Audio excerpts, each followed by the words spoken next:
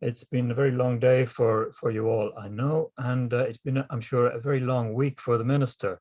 And but we're very grateful to Malcom Noonan TD for joining us this evening. I think joining us from Dublin office. We were trying to track him down. We were told he'd be down in Kilkenny, but I think he's in Dublin at present. This system doesn't seem to allow for me to have a little chat off, beforehand with the minister, as we might have had if it was a traditional book launch and we were chatting over a glass of something, minister. So apologies for the fact that you have been kept there in the wings waiting to come on. It seems to be the only way that it could be done. And I just for the purposes, for the benefit of those who are just joining us or missed the earlier part of the day, we have an annual symposium organized by the Friends of Medieval Dublin. We publish the proceedings of the symposium in a volume called, imaginatively enough, Medieval Dublin, and we're on number 18 at this stage. We'd have loved to have been able to have a traditional book launch, but we will try to have one for volume 19 when it appears in due course. But such as it is, there's nothing to prevent you having a little something while you're listening to the minister. But with that, I'll hand you over to him. He's been very patient and waiting for us. Minister Noonan. Good, Seán, and greetings from medieval Kilkenny, in my constituency office, directly opposite Kilkenny Castle. It is a great privilege to join you here this evening. And Seán, I suppose we've been on a whistle-stop tour of the country today, gone from Dublin down to Galway, awfully. So we're back in Kilkenny now. We've had certainly a busy couple of days, Minister O'Brien and I, but very fruitful and rewarding as well. And from my perspective, it's a great privilege and an honour to be able to join you here this evening, albeit virtually, to help launch Medieval Dublin Volume 18. And I'm sure and I trust that you've had a very good day of proceedings and enjoyable. I wish I could have joined you earlier, but unfortunately we were on the road. May I start by sharing the tributes paid in your proceedings to Councillor John Gallagher. I read a very warm obituary note in the proceedings, highlighting his public service and strength of community-based activism he's so dedicated himself to, which we can only strive to emulate. And it's something at that level, I think Champions for Heritage in our councils across the country really is something really important. And John epitomised that. I applaud the Friends of Medieval Dublin for all your efforts in public engagement against the challenges posed over the last year and a half. In particular, your contributions to Heritage Week in telling the story of medieval Dublin and Ireland are wonderful, and your social media initiatives will stand as a testament to that fine work.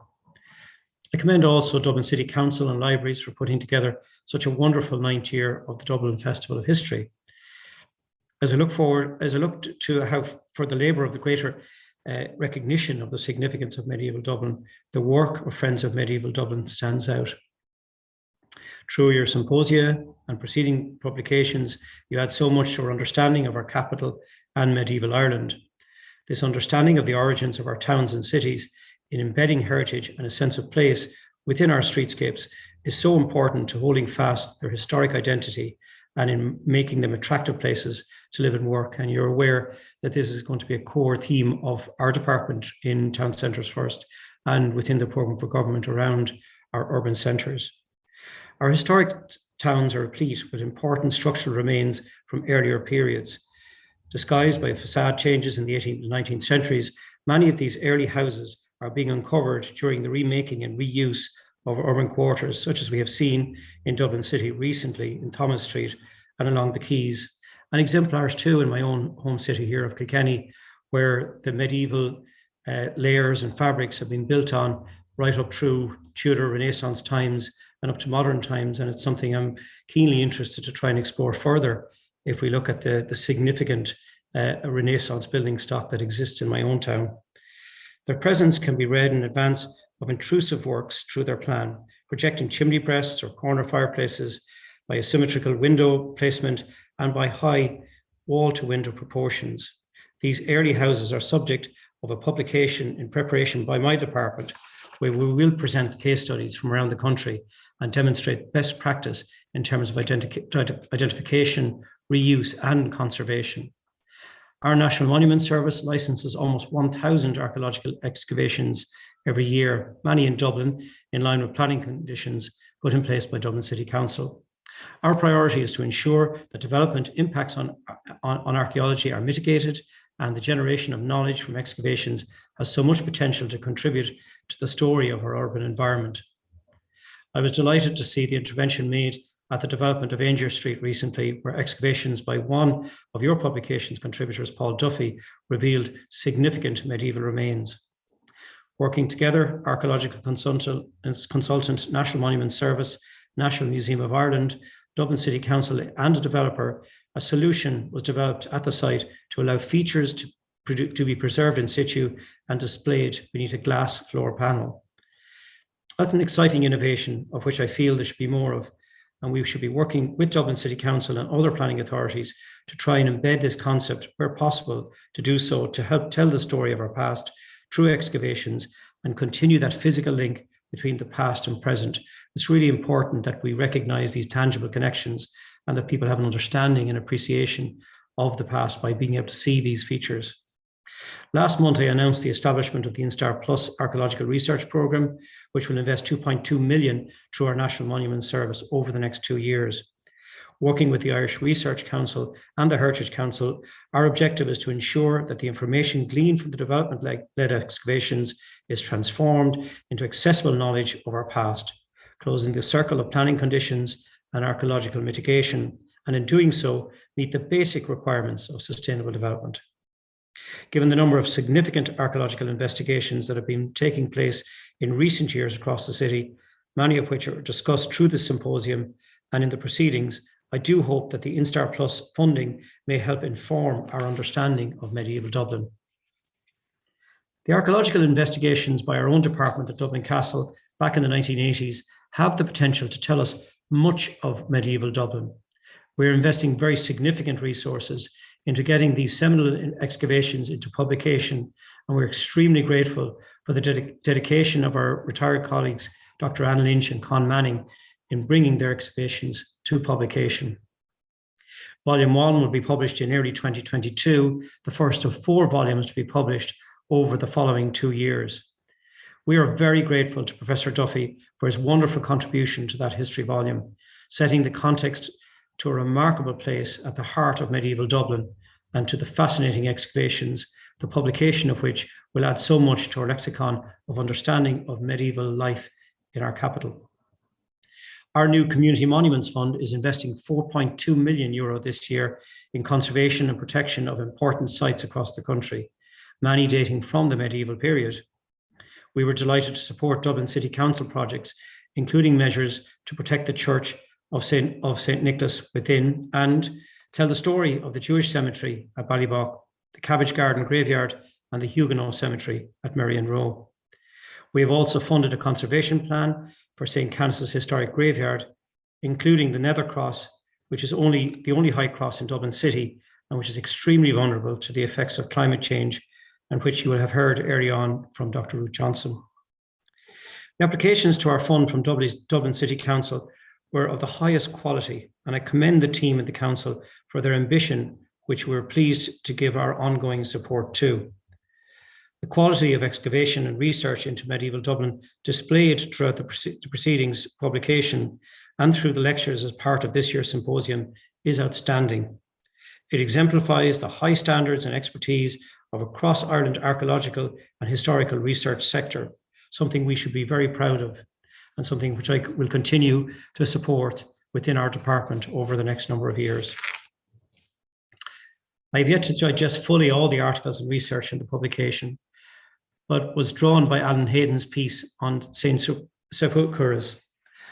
I met Alan on our World Heritage property at Skellig Michael this summer, and he is helping with our conservation work. I was struck there, as I am, with all the medieval giants that sit with us. While Alan suggests that much of St. Sepulchre fabric does not survive, the site presents one of the most important opportunities in decades we have to honour medieval Dublin. A project on early buildings, which my department is working on, will highlight some of the spectacular examples of staircases, doorways, and panelling within that building. As we work in future years with our OPW colleagues in Dublin City Council and others to gain a fuller understanding of the significance of that building on Alan's research, we will be presented with an opportunity to ensure it is respected as one of the most important historic buildings in Dublin City. I commend all the contributors to your volume and Four Courts Press for putting together such a fascinating and high quality publication.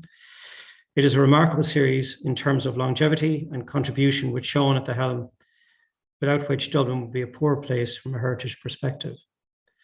To conclude, I thank you again for inviting me to join you in celebrating medieval Dublin, and I wish you all the very best for the remainder of this symposium and your continued work, which leaves me an honour to announce your fantastic 18th volume of your proceedings officially launched. We're very grateful to you indeed for that and for those very kind words. Because the thing about these volumes is that a book like this costs a lot of money to produce. You can see how thick it is. So there is a subvention that goes towards the cost of it from Dublin City Council, and we're very grateful to the City Council for doing that. The book itself is actually published by Four Courts Press, who are a wonderful organization without whom Irish academic publishing would be absolutely lost, and they've done amazing work over the course of the last 40 years, trying to publish things at sort of break even price. But even a body as altruistic as Four Courts Press needs to survive. It needs to survive financially. So we do require you, those of you listening, if you haven't already bought this book, to buy it. You can get it in, as they say, all good bookshops. But the best way to buy it is to get it straight from the publisher themselves, fourcourtspress.ie.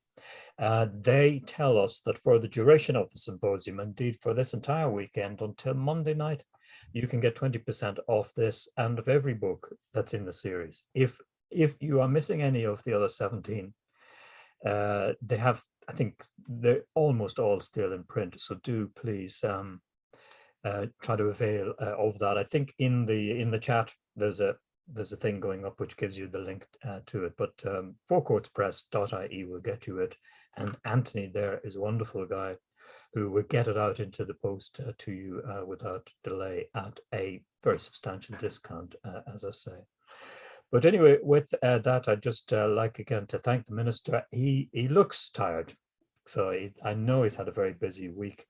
He's been something of a Scarlet Pimpernel for us because we've been trying to track him down wherever he may be, and even his closest staff weren't sure where he would find himself this evening. But we're greatly in your debt for that and for all the work that you do.